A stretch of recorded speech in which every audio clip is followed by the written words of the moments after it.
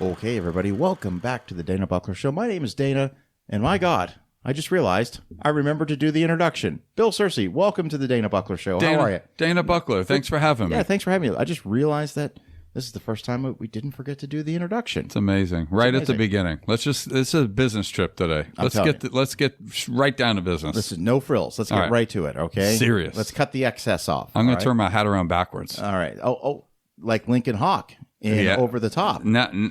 Maybe I've got this thing where I just turn my hat around. Yeah, it's like a switch gets turned on. Maybe we'll talk about him later. Yeah, that's good. It's a good movie. Yeah. It's a great movie. So this is another episode of When Movies Were Movies. It's your first time listening to Dana Buckler Show. This series was inspired by the fact that I don't like going to the movies anymore because really there's nothing new to see. Sure, there might be some new movies, but there's nothing new to see. That's all I want to say on that one.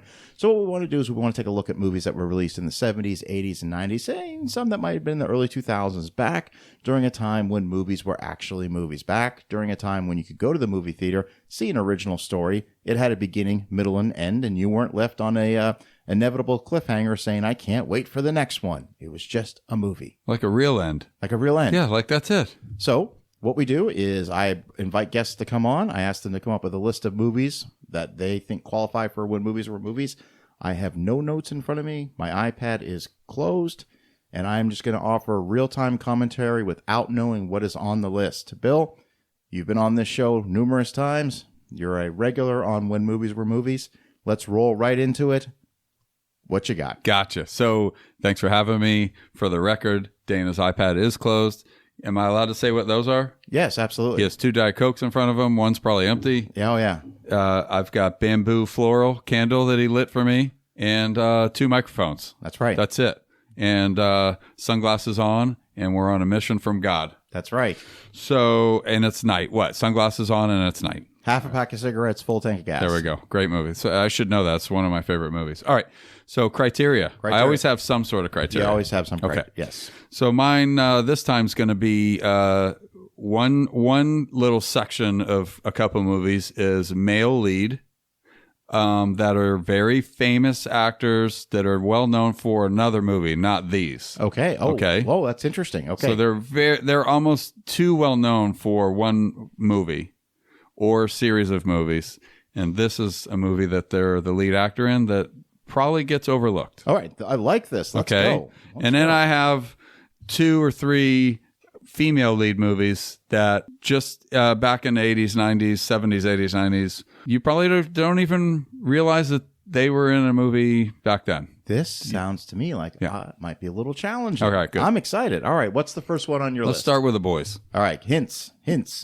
Well, you already, one hint that's the most obvious, you already said the damn name, but you referenced it in a term. You didn't reference the actual movie.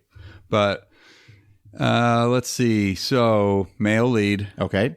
I didn't write the years down, so you'll probably end up getting that. I'm going to guess 90s for this one. Okay.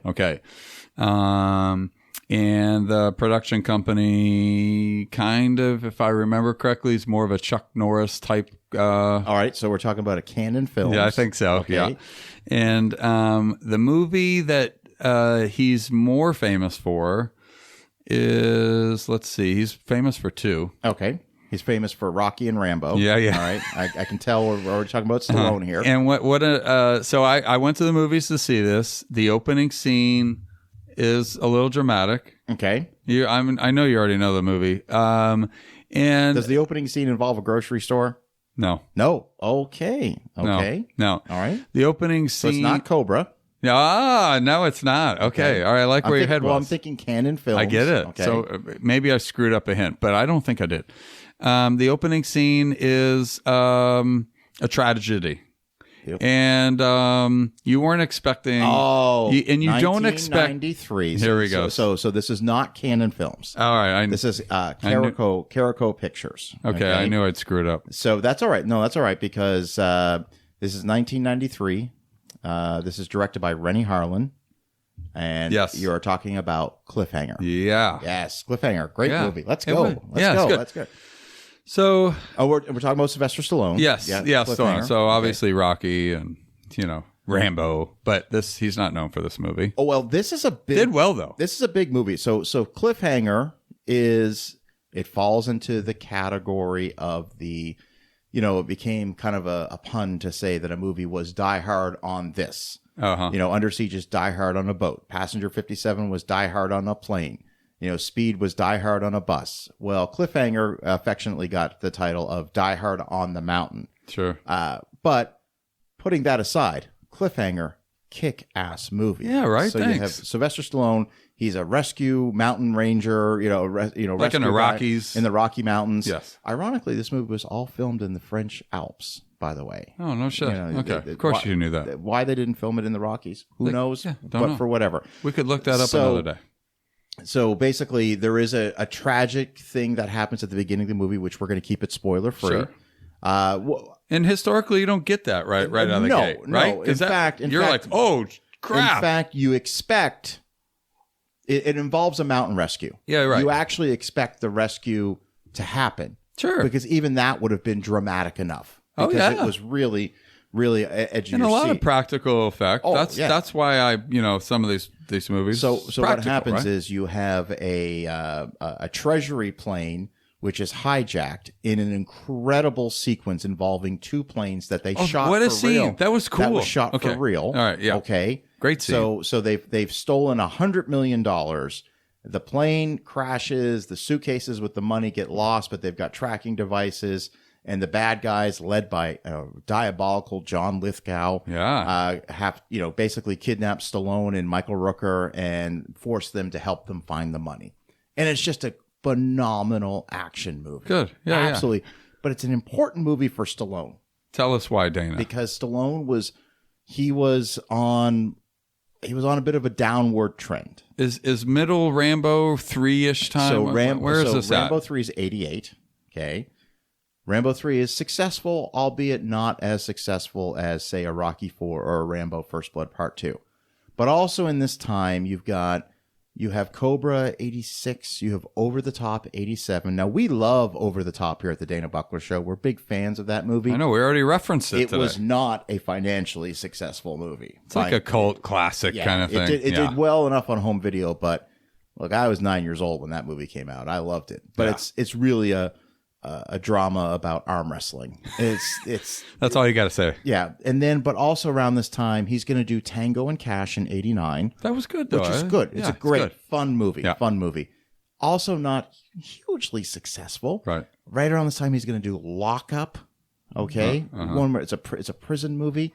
A lot of people don't remember that film. Yeah, like me.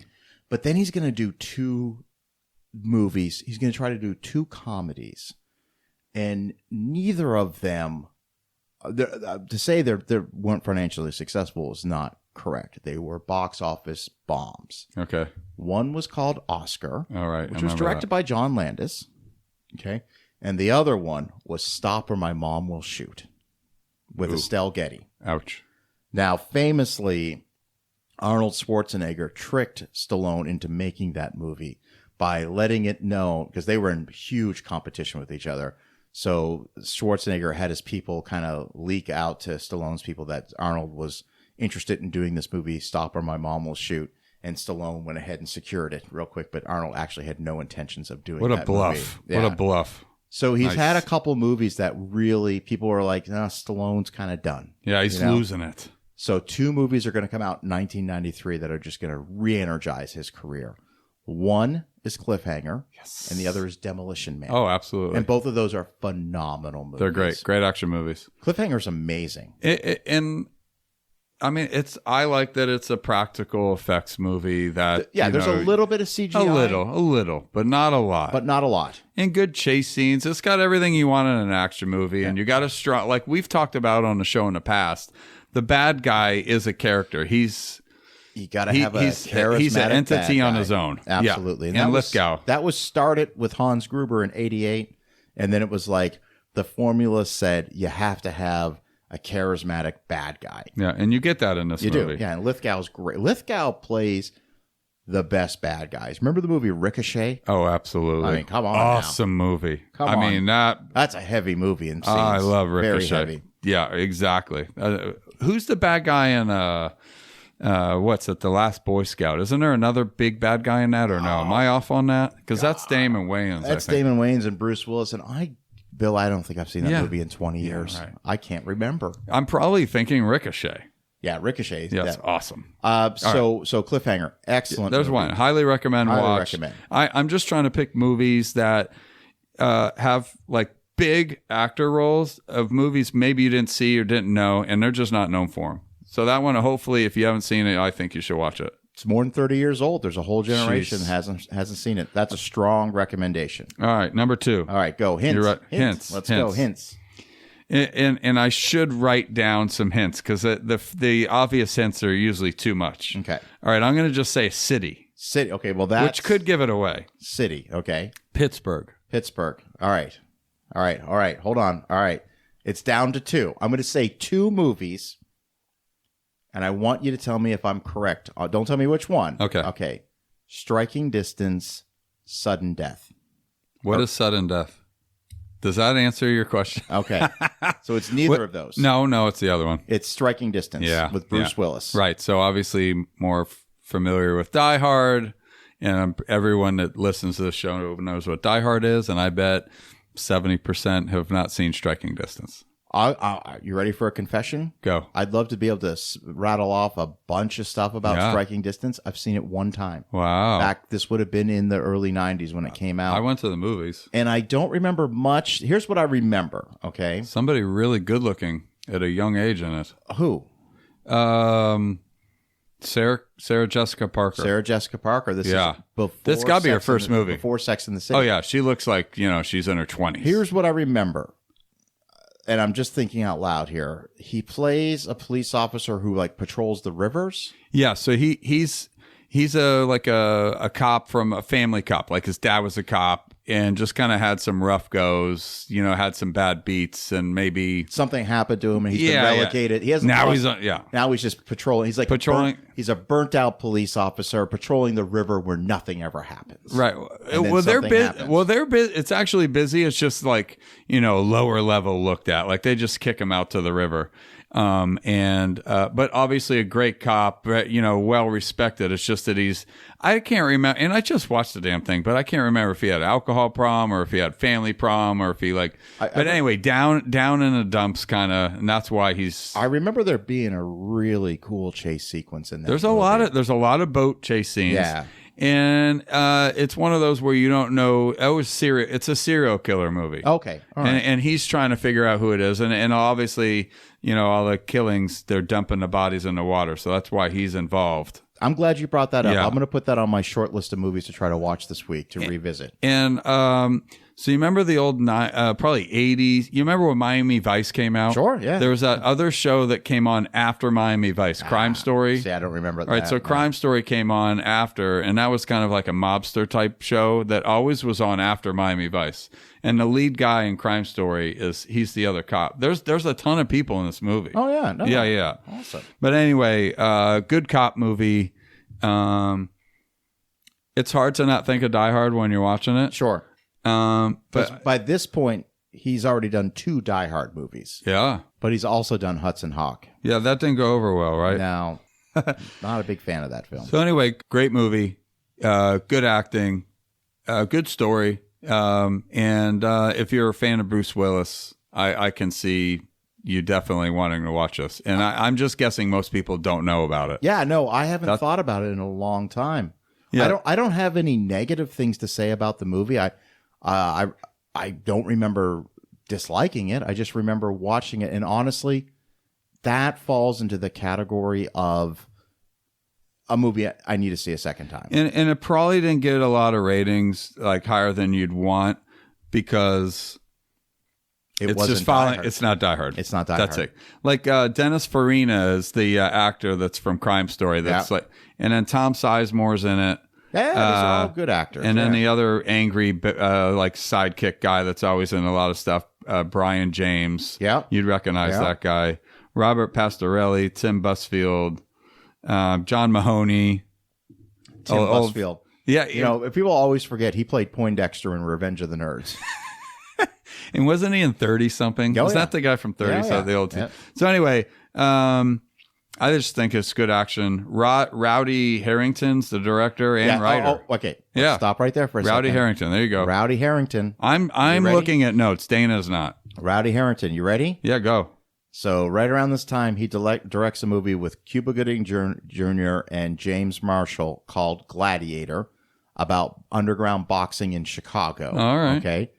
But more importantly, in 1989, he directs a little film that I have a lot of affection for called Roadhouse. Oh, there you go. So come on, people. So I need to give this another try. All right. It's a Rowdy Harrington joint. Jump on board. This is a good movie. All right. What's next on your list? Hints. All right. Hints. All right. Let's see. Tough guy movie. Tough guy movie. All right. Very tough guy movie. Very tough. Very tough guy. Okay. Similar. I put it in with taking away the military background, similar to the Reacher, Tom Cruise Reacher movie, where it's just one tough guy fighting for revenge. Ooh, okay. That's a few. But remember the criteria. So the main lead actor in this movie is very well known for probably another 2 roles of something else. Okay. And I guess the other hint will be what he was more known for. And not Beverly Hills Cop, but another kind of like cop movie with partners that made about 3 or 4. Are we talking about Mel Gibson? Yes, there you go. All right, so we're talking about Mel Gibson. Yeah. And obviously Lethal Weapon's what he's probably more known for. And what's So I'm going to look up the year. Is it 2000? Let's see here. And knowing you're going to know the year, and it's amazing that when Dana gets these years right. I don't know how you do. How do you do that? Is it 2000? Close. Well, one more year before. Okay. 1999. I know exactly what you're talking about. You do. Of course you do. You're talking about Payback. Yes. Payback. Mel Dana, Gibson. You are good. What do you think of that one? Well, Payback. Tough guy. Yeah, so Payback's... It's funny. I violent. I recorded an episode with my friend Roy a couple weeks ago. The episode hasn't come out yet. Oh, cool. And the concept of the episode was when actors that predominantly play good guys, when they play a bad guy in movies, that was kind of the theme of the episode, which Roy came up with. And this was one of the movies. Yeah. Okay. Cool. And he's like an anti-villain, I guess, a villain that you're rooting for. So it's not really. I'm trying to remember what I said on that episode, which hasn't come out yet. But I will say this: so we were not prepared to see Mel Gibson in this kind of role in 1999. Okay, we have to take everything we know about Mel Gibson, and we have to put it to the side because none of that had happened yet. I'm very good at doing that. I am trying to set the stage for 1999. This is at a time when Mel Gibson is arguably the biggest movie star in the world. Okay? He's done the Lethal Weapon movies. He's killing it on those. Everything this man does turns to gold. All right? People love Mel Gibson. Ransom, 1996. Like, he's just done so many movies. Right. But he always plays like Bird on a Wire, Air America.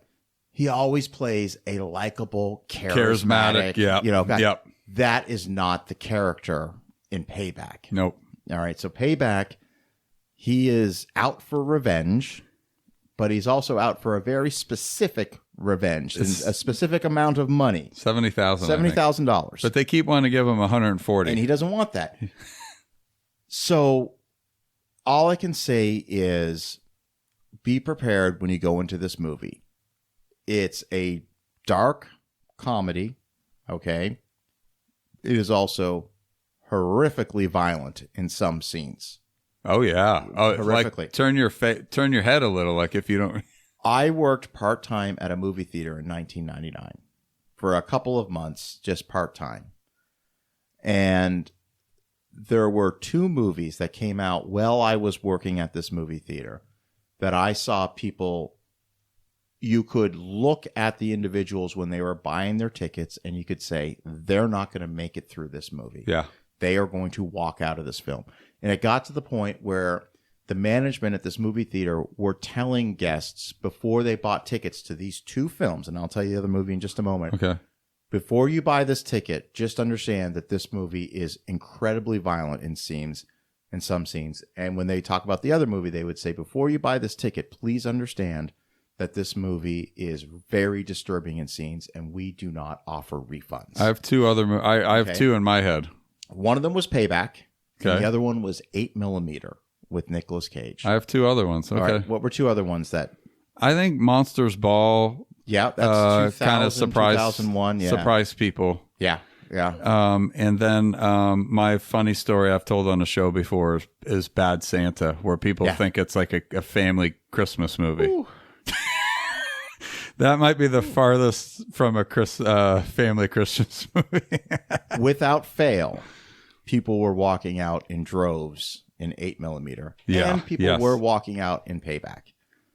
Bad Santa. I took a girl on a first date. That's fantastic. We went and had dinner, and then we went to see Bad Santa. Yes. And never went on another date again. I told this story. I picked the movie. Oh, that a boy. I think I've told this on one of our shows, but we went to that movie, and I was probably with a girlfriend or whatever, and there was a family, with like two really small kids down in front of us on the left there. I'll never forget it. Opening scene. I'm sure it's in the mall. I forget where he's at. And I've never seen 4 or 5 of them people move faster because the father realizes, oh God, what did I do? Because they, back then you didn't look at maybe previews as much. Remember, we've told stories where you just go to the movie theater and pick a title. Yeah, but the trailer was harmless. Yeah, because they couldn't show. They couldn't show you the. You're right. So you probably thought it was just maybe a dark comedy at best. Yeah. But this family they grabbed those 2 kids and just sprinted out of this theater. Same thing happened to me when I saw Ted in the theater in 2012. Oh, yeah. It was Parents. packed movie theater. Yeah. And it was like the first showing on the day it came out. And I knew what I was getting myself into. I knew that it was a Seth MacFarlane, the guy who created Family Guy. I knew it was going to be an R-rated movie. I knew. But it's like the first few minutes of that movie, it's very sweet and pleasant, a boy and his magical teddy bear, and then all of a sudden a switch gets flipped, and half that theater was out. That's funny. And this old guy was yelling at this lady, "You said this was going to be a movie about a boy and a magical teddy bear. Get me the fuck out of here." But it actually is. It actually is. Yeah. Is Ted and Ted 2 underrated or underappreciated outside of, the people that love him? So, what do you think about that? I will say that because Seth MacFarlane's hilarious. Ted, the 2012, that first one made $500 million. Right, so it's obviously not unappreciated. Yeah, I don't think it's underappreciated. It just doesn't get talked a lot. It doesn't seem like to me. Ted 2 has some. Look, I'm a fan of both. Yeah, because I like Seth MacFarlane's humor. I know Ted 2, a lot of people are not as high on that movie. The TV series wasn't very good. TV series was not great. No, they missed on it. But Ted 2 has some funny scenes. Tom Brady thing. There's. Does Brady do anything? It's amazing. This guy, everything he does turns to gold. Listen. How about that roast? I'm telling you, that was great. I think By the he way, helped. I want to remind people that roast was more than 3 hours long. I watched it live because if you watch the roast now on Netflix, they took out about 30 minutes. Yeah, they trimmed it down. Yeah, I watched it live, so I saw all of it. You saw the real booing of Kim Kardashian. Oh yeah, they really cut that down for. And she kept going. Give her some credit. She kept going, but you could tell. I'm like, oh my God, they're booing. Yeah, what the fuck was Ben Affleck doing? That was bad. That was really bad. 2 people got up there that kind of had an idea how they wanted to do a roast, not roasting. Yeah. And I think the Affleck thing, he was attacking someone that I guess annoyed him, and he was trying to connect a story that went to him to Brady. That was bad. It was not good. It fell. And then I'm not the machine guy. Bert Kreischer. I love he's from Florida. I love that he went to Florida State. I love that he's a giant Bucks fan. Go Bucks. But to me, he's one of those comics. We were just talking about this the other day about comics, and sometimes it just doesn't land. Yeah. To me, I don't know. He's not funny to me. And his skit during the roast, I think, was terrible. Him and Tom Segura. Yeah. That to me, that was horrible. The rest of the roast was amazing. I tried to watch like Bert Kreischer is famous for his machine story, The Machine. I know. Which the first time you hear that story, It's awesome. Yes. It's a great story. It's a cool story. And he's built his whole career based on that. He told that story on Joe Rogan 15 years ago and took off. I'm the same way. I met him. Tampa, not too long ago. I didn't meet up with him, right. but he was there, and but the thing is, I try to watch his stand up. No, I don't get it. Hey, if it works for people, awesome. It does. It didn't work for me. No, me either. Love the guy, and he's funny. Put a shirt on, Bert. Oh my god! But that's his thing too. That's funny. Yeah. The rest of the roast, freaking amazing, and I think it resurrected a couple of people's career or springboarded a few people's career that was. Listen, all I know is some people crushed that roast. Drew Bledsoe set the tone for me. For a non-roaster? Yeah, I was loving that. Veteran? Yeah. Very impressive. And because Bledsoe still has a lot of street cred with New England Patriots. That's cool. Yeah. You're a Patriots fan. Yeah. How when's the last time you saw Drew Bledsoe? Been a while, I bet. No, I mean, I knew he had his own winery. I knew he was doing his thing. He looked good. But, And he crushed it. He had his scotch or his bourbon up there. He was having a great time. Killing it. And I know they had prompters and everything. Yeah. But still, he for the I think Gronk killed it too. Gronk was hilarious. Dude, he shattered a glass shot glass. I know. He did his Gronk. He did the... And that glass could have went anywhere. Oh yeah. Oh my god. Anyway. All right. So Payback, great movie, great recommendation. Yeah, I don't know how the hell we got to the Tom Brady roast with Payback, but that's all right. Yeah, I love that. That's why I love our show. Yeah, absolutely. Hey, the other show we did the other day, so much fun. We went on like 30 tangents. Yeah, we were talking about the sip and check at at Starbucks. Yeah, and then we started talking about Publix. Yeah. That was so much fun. And then we had a role play. Yeah, that was good. Cashier role play. All right. So on TikTok. I post a lot of coffee breaks and I post a lot of sports stuff.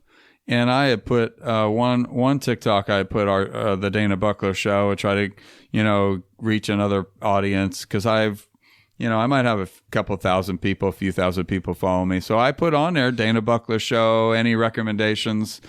And Baby Tuna 83. So Baby Tuna 83, I don't know if you just follow me on TikTok or if you listen to the show, but if you do, appreciate the list of movies that he recommended for me to watch. Speed round. Let's do it. You ready? Speed round. I can't give you Ewan McGregor British comedy. All right, so don't worry about hints. Yeah. Let's just speed round this. All right, let's go. Train Spotting. Yeah. Well, okay. Yeah. So Train Spotting. 1996, I think that movie came out. Yeah. Danny Boyle directed. It made our list of 101 movies from the 90s you need to watch. It made the list, but it really falls under the one and done category for me. Glad I've seen it. I have actually seen it twice because I had to prep for it because I knew it was on the list. Super disturbing. Has some it's the kind of a mess definition of a black comedy, of a dark comedy. Yeah, dark comedy. Because there are some funny what the fuck moments in that movie, but it is powerfully disturbing. It's also a movie that I have to watch with subtitles. Yeah. Oh yeah. I want to read it. I need to read. I don't know what the hell. Like Snatch. Snatch. How about Snatch? Snatch is great. Oh my god. Snatch is great. All right. Next on the list. All right. Two female lead roles. This is from Big Tuna. No, that was it. He again. Oh, you want more that he gave me? Oh, yeah. All right. Stand by Me. Sorry. Okay. Stand by Me. Yeah, 1986. Okay. Rob Reiner. Yeah. Okay. Will Wheaton. Jerry O'Connell. You talk. I'm going to look up the other ones he gave me. Corey Feldman. And who's the other one? I'm forgetting. Oh, River Phoenix. Goodness. Oh my gosh. Think about Stand by Me. It's the movie that it was my first introduction to Kiefer Sutherland. Yeah. And then my second introduction to Kiefer Sutherland was 1987's The Lost Boys. So I was scared to death of Kiefer Sutherland as a child because I was Lost Boys. I was 8 when Stand by Me came out. I was 9 when The Lost Boys came out. So I was terrified of Kiefer Sutherland, and I think I still keep some of that pent up fear with Kiefer Sutherland. Why I had a hard time watching 24. But Stand by Me, wonderful coming of age story. I think it's aged really well. There are some people that are not fans of that film. Can't explain why. Yeah. I think it's a lot of fun. Next on the list. Okay. Cocoon. This is a wide range list here. Cocoon. Ron Howard directed film. Has a lot of great great people. Wilford Brimley. What a cast. Yeah. I think they filmed it in St. Pete. Okay. Where I need I'm to from. rewatch that. Yeah. It's been a long time. I think that did really well in the movie. Really well. It did, and they did come out with a sequel, Cocoon: The Return. What a concept, though. I think it did really well. He also has Harry and the Hendersons. Oh, okay. Harry and the Easy Henderson. Riders. Easy Rider. Easy Rider. I'm reading it. He said Easy Rider. That's just probably just a Harry and the Hendersons. I just rewatched it. That movie came out in the 80s. I saw it as a kid in the 80s. I have not seen it. It's kind of goofy, but it's fun. And then Easy Rider. Yeah. Oof. Wow. I know, right? That's Peter Fonda, Jack Nicholson, Dennis Hopper, directed by Dennis Hopper. A seminal new Hollywood movie. Does not have a happy ending. No. I'll leave it at that. Yeah, leave it at that. Let's leave it at that. Has interesting editing choices. The next time you watch that movie. Yeah, I'm going to watch it again. It has it's been a while. Just remember what I said, that interesting editing choices. Interesting. Okay, I will. Got hurt. All right, here's my last two. We'll finish with these two. And these are the female role movies that you probably wouldn't think of when you think of these two people. All right, hint. One played a nun at one point. Okay. She's on a talk show. Okay, so we're talking about Whoopi Goldberg. Yeah, Whoopi. Okay. I used to be a giant fan of her. I just don't follow her anymore. Right. She used to be really funny in the 80s. Yeah, really funny. She did a few movies. One of them I actually like a lot. Is that Jumping Jack Flash? Yes. Is that the movie? Yes. Jumping Jack Flash was her first movie. Yeah. I haven't seen Jumping Jack Flash in 30 years. It's either a Marshall or a Reiner film. I think it's not a Rob Reiner film. I think it's a Marshall. It might be Gary Marshall. It might be a Gary Marshall. I'll look that film. up. What do you remember about that one? Just that she plays like this is a very She's big, a bank. She works at a bank or a computer. Like a tech. Yeah, tech. she's just like processing. Yeah.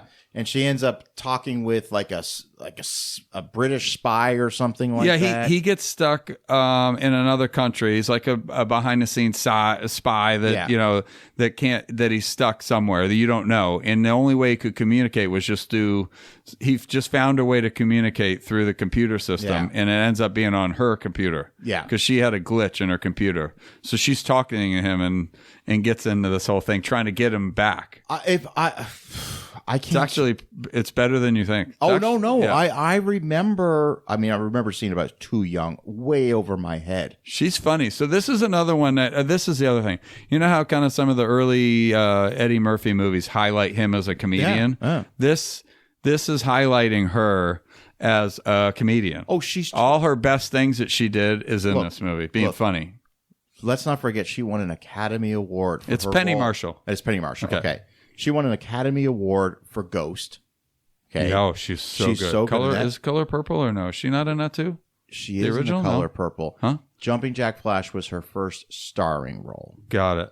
Okay. Like lead, this was yeah, because she was in the Color Purple, and that was 80. Ghost though, yeah. Wow, she was so good in Ghost. She's a great actress. And she's great in Sister Act. In Sister Act. Oh yeah.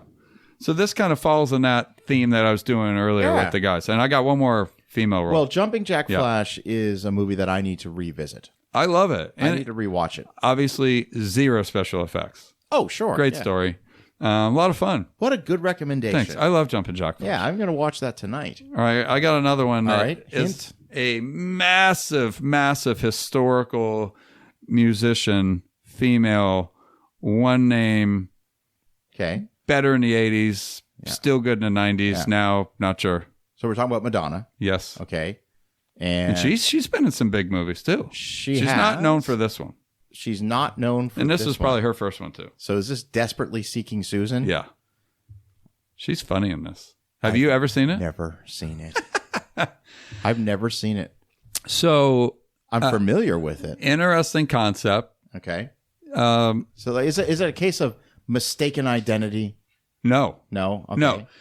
No. Back before internet, texting, and all this stuff, one of the other females in this movie is following messaging through the newspaper and the want ads. Oh, how cool. So there's this girlfriend and boyfriend that are talking, and they move from city to city because one guy's in a band, and Madonna's always chasing this guy from city to city. What's the famous old like want ads back in the personals? The personals, right. Yeah. And so anyway, somebody else is following her and then wants to go see them meet. So she goes to see them meet, and then she's infatuated with Madonna's character. So she becomes Madonna because they kind of gets a little switch. So kind of the identity switch a little. You're on the right track there.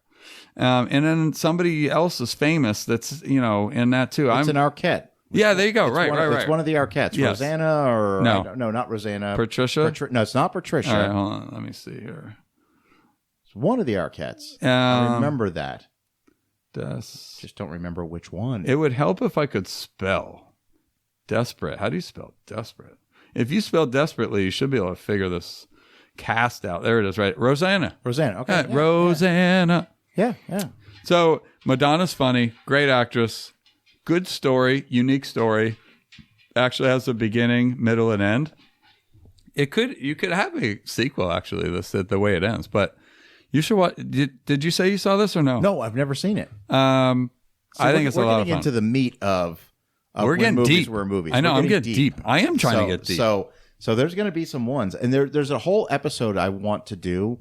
Tell me more. I want to do it. There's an episode I want to do about movies that sort of fell through the cracks for me, like certain movies like over the past 40 years. Well, I'm the king of that. I can give you seminal films that I'm like, you know what? I've actually never seen that. So I still want to do that episode. Well, there's two right there. I was playing golf with a guy the other day, and he kept going. I was like, oh, my God, is he going to stop saying this? I'll buy that for $1.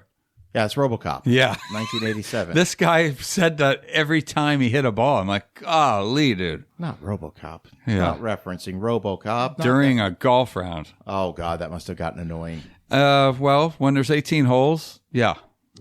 Come on, dude. Every hole. Ooh, we got thunder. She doesn't like it. I saw that. That's the quiet dog. Yeah. You know what I watched last night? What? The Naked Gun. Oh, again. The first one. Which one's the one that ends at the baseball stadium? The Naked Gun. Oh, my gosh. And so if I could contribute that to this episode of When Movies Were Movies.